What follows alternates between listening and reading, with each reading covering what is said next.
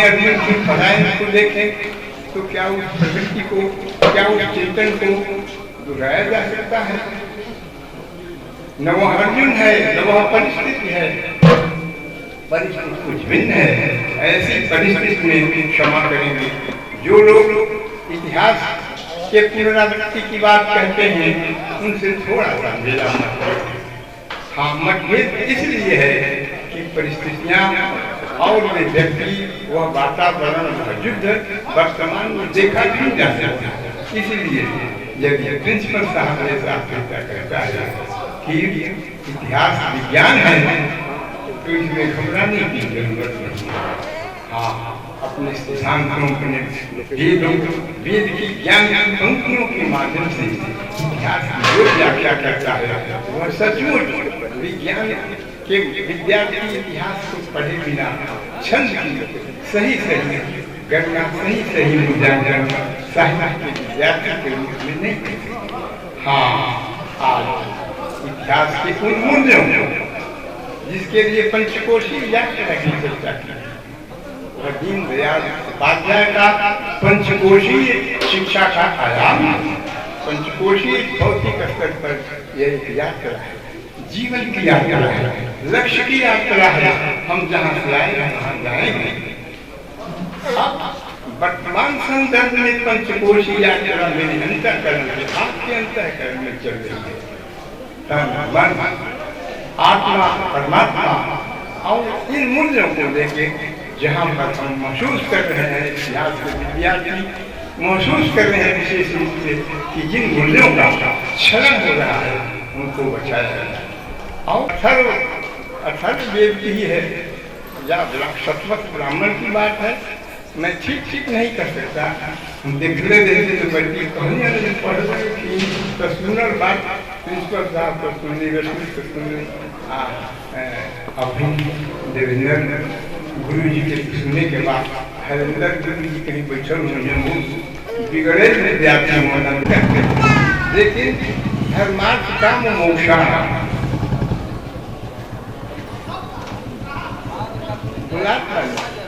धर्मार्थ काम मोक्षाणाम उपदेश समन्वितम पूर्ववृत्तम कथावृत्तम इतिहास। अर्थ, काम और मोक्ष भुलाई नहीं, भुलाई मिलता हमने हम आपका क्षमा कर। धर्म जिसको कर्मकांड के माध्यम से हम लोगों ने किसी कटघरे में बांध दिया और धर्म को कर्मकांड से जोड़ के कुछ अनगढ़ी बातें करें। धर्म तो कर्म है, वह इतिहास का अंग है। और इसको यदि शब्दों में आप कहना चाहें, आप अपने शब्द में, दूसरे शब्दों में आप उद्धृत करना चाहें तो आप कहेंगे religion is that acquaintance really best that has been said and taught in this world. धर्म अच्छे गुणों निखर देती युक्ति और जिसके लिए स्वतंत्र संघर्ष करता हुआ इंसान जद्दोजहद करता है। आप यहाँ बैठे हैं, हम आश्चर्य में नहीं, देखिए किसी विश्वविद्यालय की सभागार में है जहाँ पर आप सुन रहे हैं, कुछ कह रहे हैं, कुछ कर रहे हैं और संघर्ष के लिए दृष्टि और दर्शन और मेरे आत्मा संघर्ष उम्र की पहली गीता है। आप संघर्ष करो। ये फूल, ये मालाएं यहाँ उपस्थित अंतर संदर्भ और अंतर मूल्य के साक्षी आप जिन संघर्ष के मूल्यों को अपने भीतर लेना चाहते संघर्ष मन की पहली गीता है जो अपनी राह स्वयं नहीं करता। मेरा मन प्रतिमा के भीतर बैठ गई चर्चा, प्रणाम करने के लिए जीवन मूल्यों को उतारने के लिए इतिहास पंक्तियों में अपने को उलझाने के लिए नहीं, उन्हें प्रेरणा देने के लिए उपस्थित हैं। ऐसी परिस्थिति में आप मननीय है और सचमुच मैं एक विद्यार्थी की हैसियत इतिहास के पन्नों में इतिहास समाचार के उद्धृत उन पंक्तियों से जिसमें पढ़ने के बाद वे मुझे प्रभावित करेंगे और चाहता हूँ कि आप जिन ग्रामीण क्षेत्र में इतिहास की भूली हुई बातों को उकेरने का सब प्रयास कर रहे हैं देवेंद्र भाई को और भीतर बैठे हुए वेद पुस्तकेदी की मौलिक रचना को उन मूल्यों को और प्रणम्य उन मुद्दों को जिससे हमारे सर्जनात्मक इतिहास की पंक्तियां उभरेंगी। आज उन सब विद्वानों को उपस्थित आप वंदनीय वेदाओं को अध्येताओं को मंगल कामना के साथ साथ देता हूँ और जानता हूँ कि ऐसे अनछुए प्रसंग जो अधिक इतिहास के अंग हो गए। मेला में होना था मेला में कुछ मेले नहीं, वो मेला मेल से होना चाहत मानना कि जे के यहाँ आएगा आई ये अंचल में हो रही वो सब ये लोक के ध्वन के लोक के सुर के स्वर के बचाने के प्रयास कर उसे अपन मूल्य वर्ष मानवीय मूल्य के प्रसंग बाकी जमुना के निर्माण करेगा। आप सबसे प्रणाम कर इतने कहो कि रागा नल के बीच दिनकर जी कहा रागा नल के बीच पुरुष कंचन सा जलने वाला तिमिर सिंधु में डूब रश्मि ओर निकल गया। मैं उस रश्मि स्वरूप अध्येता चौबे की रचना कर्मिता को और पंचकोशी यात्रा जिसे उपाध्याय जी ने कहा कि अंतर की यात्रा, उस अंतर की यात्रा के साथ भौतिक स्तर पर जागृत मकसद और बढ़िया की जहाँ पर ऋषियों का उत्कर्ष हुआ ऋषि चल सभी को अंतःकरण से प्रणाम करता हूँ और आने वाले दिनों में मेरे वैसे जो संकट हैं इतिहास की जिन पंक्तियों प्रेरणा लेने और अपने को समेटते हुए मैं सिर्फ और सिर्फ इतना ही कहूँगा जो बसे हैं वे उजड़ते हैं प्रकृति के जड़ में पर किसी उजड़े हुए फिर बसाना कब जहाँ पर उजड़ा हुआ यह उजड़ा हुआ अंचल अपने को इस तरह से मिले कि फिर एक बार जिसे हजारी प्रसाद द्विवेदी ने कहा था कि बढ़िया सचमुच जिन मूल्यों को जिन संदर्भों को लेकर आचार्य हजारी प्रसाद ने इस मिट्टी को नेशन की राष्ट्र की संज्ञा दी थी उस पर विचार करना होगा और यहाँ से जो रोशनी उठेगी जलेगी वह आपकी होगी। ऐसी परिस्थिति में मैं अपने को समेटते हुए सिर्फ और सिर्फ आपके चरणों में श्रद्धानक हूँ। जय भारत जय भारत।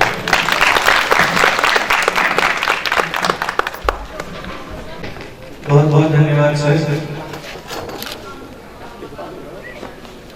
मैं मंच पर स्वागत करना चाहूँगा डॉक्टर विद्यासागर उपाध्याय जी का। इनके परिचय में क्या कहूँ जो कहूँ कम है। हिंदी भाषा भूषण, साहित्य गौरव, उत्कृष्ट दार्शनिक, स्वामी विवेकानंद युवा गौरव पुरस्कार से सम्मानित डॉक्टर विद्यासागर उपाध्याय जी हमारे समक्ष मौजूद हैं। मैं चाहूँगा जोरदार तालियों से का स्वागत करें।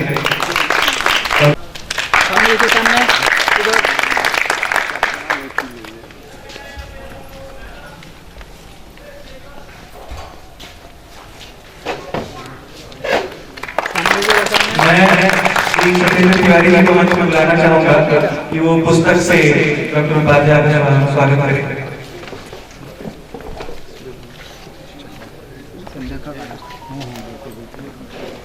संध्या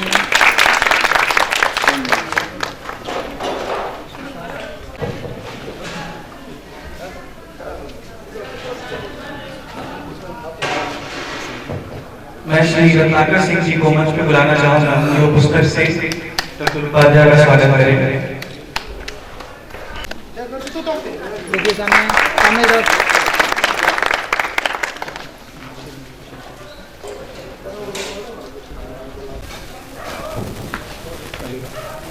माला में उपस्थित विविध क्षेत्रों के सशक्त हस्ताक्षर आपके हमारे बीच में मौजूद हैं। डॉक्टर राय साहब जी और विद्यार्थियों का एक सपना होता है जिस विश्वविद्यालय में अध्ययन करना, जवाहरलाल नेहरू विश्वविद्यालय, उसके 2 प्राध्यापक हमारे बीच आज उपस्थित हैं। ये हम सभी लोगों का सौभाग्य है, उनको सुनने को मिल रहा है।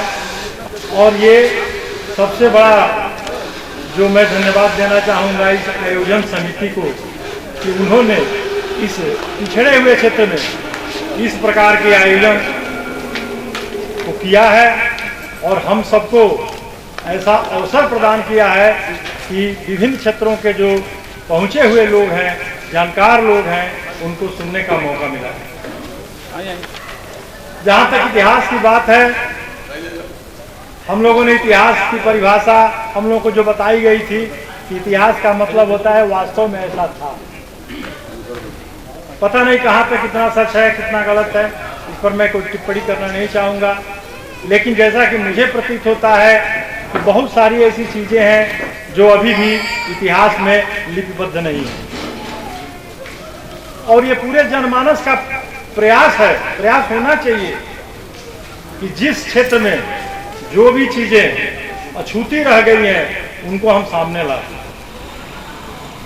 भारत गांव का देश है और जब तक गांव का इतिहास हमें मालूम नहीं होगा, हम भारत के इतिहास को पूर्ण रूप से जान नहीं पाएंगे। गांव के इतिहास को जानने के लिए 3 चीजें जरूरी है। एक है लोक भाषा, एक है लोक भोजन और एक है लोक वेशभूषा। जब तक तीनों को हम ग्रहण नहीं करेंगे, उसको हम अंगीकृत नहीं करेंगे, तब तक हम गांव के इतिहास के बारे में समुचित रूप से जान नहीं पाएंगे। ऐसा मेरा मानना है। हर जाति की एक भाषा होती है। महात्मा गांधी ने कहा था कि जिसकी अपनी कोई भाषा नहीं है वो कोई समाज नहीं है। मुझे ताज्जुब होता है, बाहर जब हम जाते हैं देखते हैं विभिन्न प्रदेशों के जब दो लोग आपस में मिलते हैं तो वो अपनी भाषा में बात करते हैं, लेकिन जब हम 2 भोजपुरी वाले भी मिलते हैं बाहर में तो हम भोजपुरी की भाषा का इस्तेमाल नहीं करते हैं। शर्म आती है, क्या सोचते हैं ये मैं आज तक नहीं समझ। कभी भी मैंने बाहर भोजपुरी भाषियों को भोजपुरी में वार्ता करते हुए, वार्तालाप करते हुए, आपस में बातचीत करते हुए नहीं देखा। जबकि वहीं पर 2 बंगाली मिलेंगे जो कन्नड़ वाले, मलयालम और तेलुगु और उड़िया सब अपनी अपनी भाषा में जिसको हम समझ नहीं पाते हैं वो लोग अपनी बात करते हैं।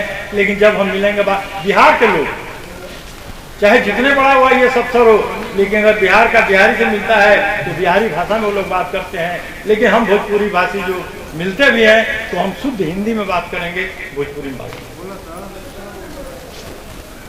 और इसीलिए हमारी भोजपुरी जो भाषा है वो पिछड़ी हुई है। तमाम लड़ाई हम लोग लड़ते हैं, 8वीं अनुसूची में शामिल किया जाए, राष्ट्रीय दर्जा इसको दिया जाए, लेकिन जब बात करने की जगह आती है तो हम लोग पीछे रहते हैं, भोजपुरी में बात नहीं करते। क्या दिक्कत है? अभी हमने राय साहब जी को सुना, मुझे बड़ा अच्छा लगा, बहुत ही अच्छा लगा। काफी दिनों के बाद किसी बड़े साहित्यकार को मैंने इतने नम्र भाषा में, इतने लोक भाषा में बात करते हुए, अपनी बात रखते हुए काफी अच्छा लगता है। क्योंकि समय कम है और हमारे बीच अभी कई वक्ता शेष हैं। मैं सुनना चाहूँगा उपाध्याय जी को, ये चौबे जी को, इसलिए मैं अपने वाणी को विश्राम देता हूँ और पुनः एक बार आयोजन समिति को दिल से धन्यवाद देता हूँ और इस धरती को प्रणाम करता हूँ जहाँ 1857 के प्रथम क्रांतिकारी वीर मंगल पांडे ने जन्म लिया था। इतिहास में इसको असफल बताया गया। इतिहास में 1857 के क्रांति को असफल बताया गया है, लेकिन मेरा मानना है कि 1857 का जो गदर था, जो क्रांति थी, वो सबसे सफल क्रांति, पहली सफल क्रांति हुई थी। उदाहरण के तौर पर मैं एक छोटा सा उदाहरण आपके सामने प्रस्तुत करता हूँ। जब लड़का अपने पैरों पर चलना शुरू करता है तो गिरता है, क्या हम उसकी असफलता मान लेंगे? बच्चे का गिरना उसकी असफलता का द्योतक नहीं है, उसकी शुरुआत है। अगर 1857 में मंगल पांडे ने क्रांति शुरू नहीं की होती तो शायद आज हम लोग इस स्थिति परिस्थिति में नहीं। तो मेरा ये मानना है कि 1857 की जो क्रांति थी वो प्रथम सफल क्रांति, कई जरिए सफल थी। हम जो भी इतिहास आज पढ़ते हैं वो किसके द्वारा लिखा गया? और सबसे दुख की बात है कि आजादी के बाद भी देश आज 72-75 साल हुआ आजाद हुए, लेकिन इतिहास को सही तरीके से लिखने का सरकार की तरफ से कोई प्रयास नहीं। आज जो भी इतिहास में हमको पढ़ने को मिलता है आधी अधूरी बातें। बहुत से हमारे राजा हैं, हिंदू राजा, जिनकी कीर्ति हमारे बीच नहीं आई। हमें प्रयास करना है खोज के जिस क्षेत्र में जो आदमी महान हुआ उसको हम सामने लाएं, समाज के सामने लाएं, समाज के लिए एक उदाहरण बने। इन्हीं बातों के साथ मैं अपने वाणी को विश्राम देना चाहूंगा। समय ज्यादा हो गया है, भोजन का भी इंतजार है। जय हिंद, जय भारत।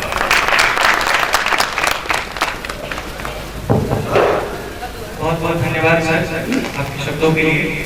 मैं आशा करता हूँ कि आपके शब्द हमें भोजपुरी बोलने और भोजपुरी के साहित्य कार्यक्रम को आगे बढ़ाते हुए मैं आप सभी के बीच स्वागत करना चाहता हूँ। अक्सर से हमारे बीच आए वरिष्ठ पत्रकार शशांक शेखर उपाध्याय जी का। इनके स्वागत के लिए शशांक शेखर उपाध्याय जी का माला से स्वागत करने के लिए मैं श्री सुनील तिवारी जी को बुलाना चाहूँगा।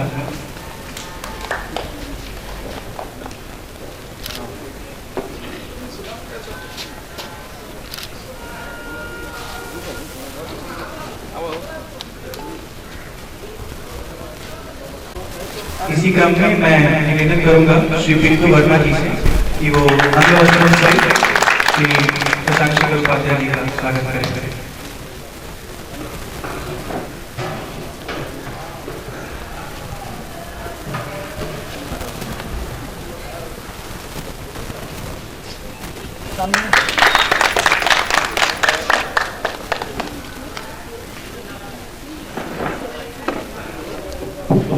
बुलाना चाहूंगा डॉक्टर उपाध्याय का परिचय आपके सामने देना चाहता हूँ। डॉक्टर उपाध्याय कई पुरस्कार से सम्मानित हैं, जिनमें कि हिंदी भाषा भूषण, साहित्य गौरव, उत्कृष्ट दार्शनिक, स्वामी विवेकानंद युवा गौरव पुरस्कार शामिल हैं। डॉक्टर उपाध्याय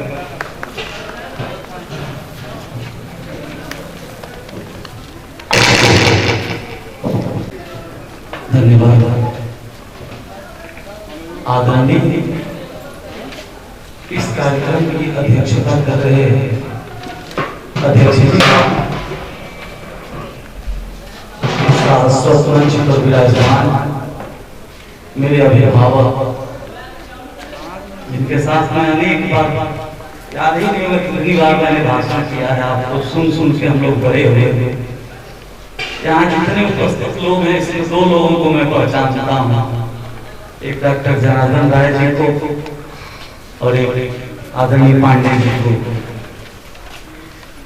बाकी मुझे ये भी नहीं मालूम है मैं कहाँ पे खड़ा हूँ। लोकेशन आपने भेजा, देख के मैं आया हूँ। गोरखपुर से चले, बताया कि बलिया मेरा घर है, कार्यक्षेत्र गोरखपुर है। तो ये भी अभी हुआ है 2-4 घंटा पहले किस विषय में बोलना है। मुख्य रूप से मेरा विषय दर्शन का है, फिलॉसफी है, लेकिन आदरणीय पांडे जी के सुपुत्र ने कहा कि बलिया के बारे में बोलना है।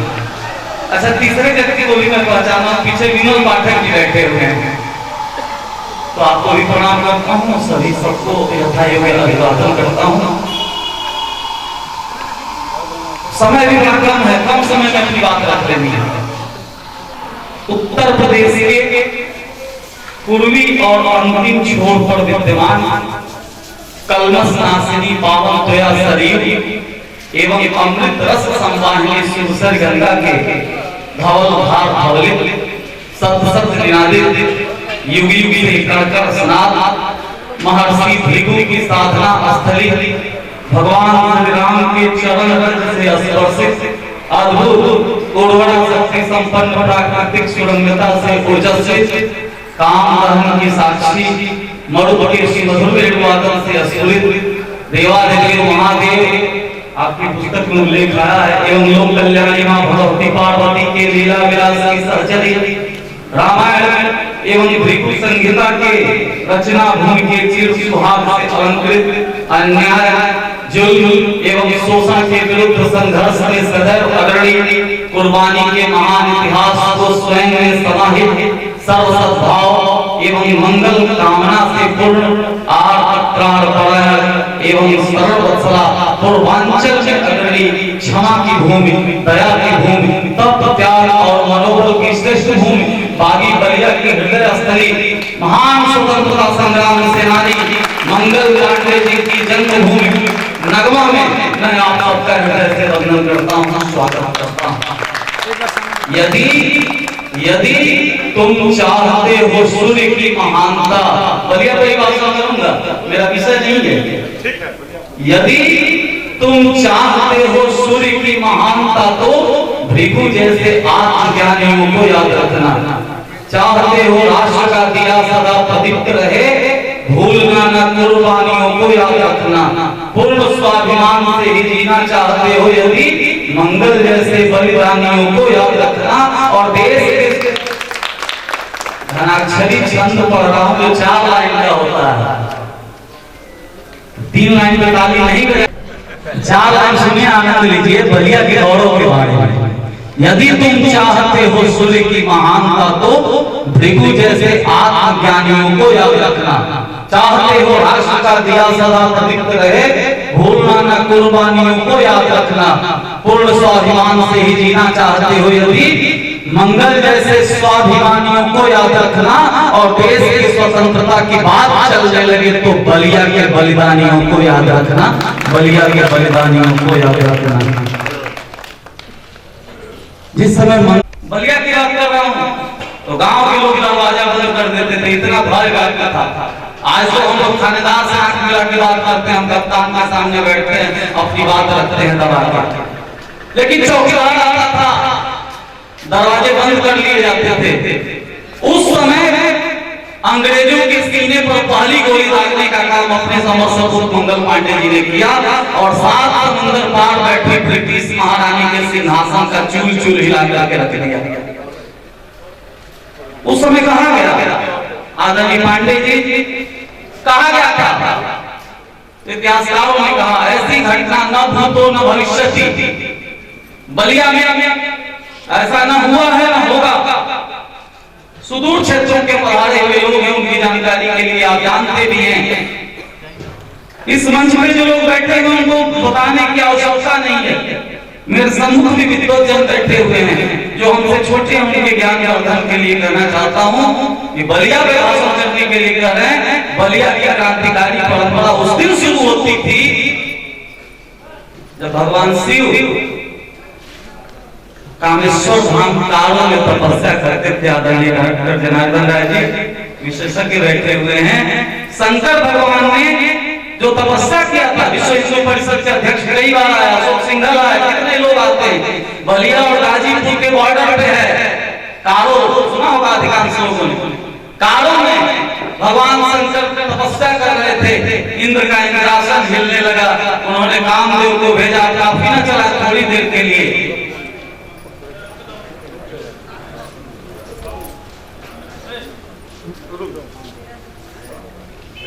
हम गोरखपुर से एक लंबी यात्रा किया, थोड़ा सा उसका लाभ लेना, क्योंकि समय 15-20 मिनट में मुझे खत्म कर देना है। मैं कभी अपने जीवन में 1-1.5 घंटा से कम कभी लिया ही नहीं लेक्चर। खैर, तो मैं कह रहा था कि भगवान शिव तपस्या कर रहे थे और कामदेव को भेजा इसी बलिया की धरती पर, और भगवान शिव ने अपनी तीसरी आंख खोली। आप पढ़े होंगे, सुने होंगे, जानते होंगे, भगवान शंकर ने तीसरी आंख खोली, कामदेव जल के भस्म हो गए। काम दहन की साक्षी यदि कोई भूमि पूरे संसार में कोई है तो बलिया जनपद है। कामदेव को भस्म करके क्रांतिकारी परंपरा की शुरुआत भगवान शिव ने की। और उसके बाद जो सबसे बड़ा सवाल खड़ा हुआ कि किसकी पूजा पहले होनी चाहिए। दुनिया में ब्रह्मांड में सर्वश्रेष्ठ देवता कौन है? 84 लाख ऋषि बैठे, कैसे तय किया जाए सबसे बड़ा देवता कौन है? यह नियम है कि परीक्षार्थी से श्रेष्ठ होना चाहिए, परीक्षा लेने वाला देने वाले से श्रेष्ठ होना चाहिए। तो ब्रह्मा विष्णु महेश की परीक्षा लेनी है, एग्जामिनर इससे बड़ा होना चाहिए। तो सारे लोगों ने मिलकर एक स्वर में कहा कि ब्रह्मा विष्णु महेश इस परीक्षा लेने की यदि ताकत किसी में है तो महर्षि भृगु में है। और महर्षि भृगु ने परीक्षा दी। कैसे ली आप अधिकांश लोग जानते होंगे, उस पर चर्चा करेंगे, भाषण लंबा होगा। भगवान शंकर की परीक्षा लिए, उनको श्राप दिए कि आओ आज से तुम्हारे लिंग की पूजा होगी। ब्रह्मा की परीक्षा लिए, वो भी फेल हुए, उनको श्राप दिए तुम्हारी पूजा ही नहीं होगी, केवल पुष्कर में मंदिर है, बाकी विश्व में कहीं मंदिर नहीं है। और जब गए विष्णु के यहाँ, ताकि बताओ जो जगत का पालनहार है, जिसके सर पे जिम्मेदारी है सबके भोजन भरण पोषण करने की, वो क्षीर सागर में सोया हुआ है। माता लक्ष्मी पैर दबा रही हैं और छाती पे लात मारने का कार्य किया महर्षि भृगु ने। भगवान विष्णु की आंख खुली, महर्षि भृगु का पैर पकड़े, प्रभु आपके कोमल पैरों में मेरे कठोर सीने से कहीं चोट तो नहीं लगी। और तब महर्षि भृगु ने घोष किया कि सर्वाधिक आदरणीय और समादृत यदि कोई देवता है तो विष्णु है। लेकिन जो मृगचर भृगु जी के शरीर पे था वो सट गया, क्योंकि देवता को मारने का कार्य किए थे, इसलिए पाप लगा था। और यह संदेश दिया गया कि आप देशाटन करिए और दुनिया में जो पवित्रतम भूभाग होगा वहां पर पहुंचेंगे तो यह मृगचर आपका शरीर छोड़ देगा। मित्रों, आप जानते होंगे संगम कहा जाता है इलाहाबाद प्रयागराज को, जहाँ गंगा जमुना सरस्वती की बात की जाती है, लेकिन सरस्वती विलुप्त हो चुकी है, नहीं है। लेकिन बलिया दुनिया का इकलौता ऐसा जगह है जहाँ 3 नदियां आज भी हैं। पहले कई जगह मिलती थी, गंगा, सरयू और तमसा। तमसा के तट पे वाल्मीकि जी का आश्रम था। बहुत बड़े कवि बैठे हुए हैं हमारे बीच, हमारे जनपद के डॉक्टर जनार्दन राय जी, महाकवि कहा जाता है तुलसीदास को, और आदि कवि कहा जाता है वाल्मीकि जी को, क्योंकि विश्व की सबसे पहली कविता उनके मुख से बलिया जनपद में तमसा नदी के तट पर तब फूटी थी, जब प्रातः काल वाल्मीकि जी तमसा नदी में स्नान करके बाहर निकल रहे थे। क्रौंच पक्षी आपस में क्रीड़ा कर रहे थे, सुना होगा आप लोगों ने, ये वही धरती है। क्रौंच पक्षी क्रीड़ा कर रहे थे, वाल्मीकि जी देख रहे थे। प्रातः काल की बेला है, मलय संगीत चल रही है, आनंद की अनुभूति हो रही है, भाव विवल है वाल्मीकि जी।